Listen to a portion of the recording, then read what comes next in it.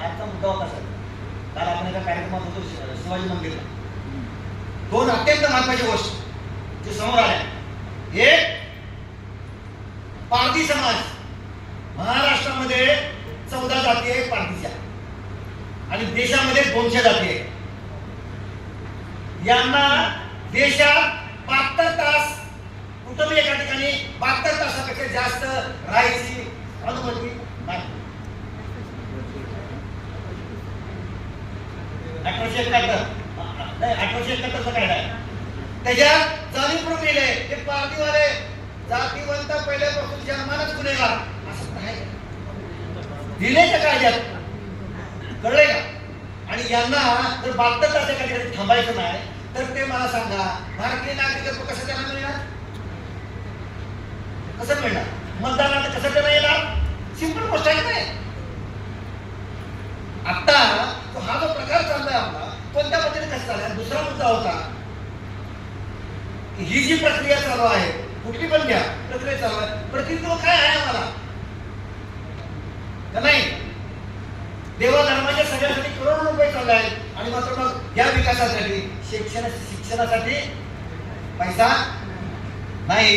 त्यात एक मुद्दा समोर आला होता. निरंजन ठाकरे सरांनी सांगितलं होता की काय मुद्दा आला की शिक्षणाचा जो आता 2020 चा जो काय नवीन शिक्षण धोरण आले त्यात काय म्हणलंय की नाही आता शिक्षक ठरवणार.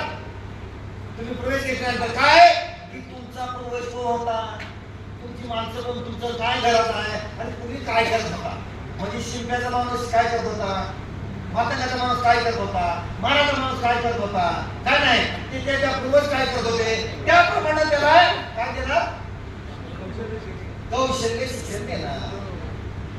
मला सांगा मग आपल्याला काय द्यायचं घर वाढायचं?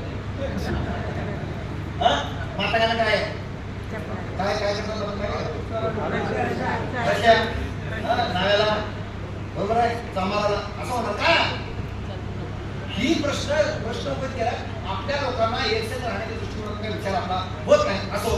पण या 3 प्रश्नासंबंधी जेवढे 3 प्रश्न निर्माण झाले ते आपण 5 जजच्या खंडपीठाबरोबर तर त्यांना हा पहिला विषय होता की इंदिरा साहनीच्या केस मधील 9 जजचा जो निर्णय आहे. इंदिरा साहनी म्हणजे काय? कधीचा विषय हा मंडळ आयोग 92 चा विषय.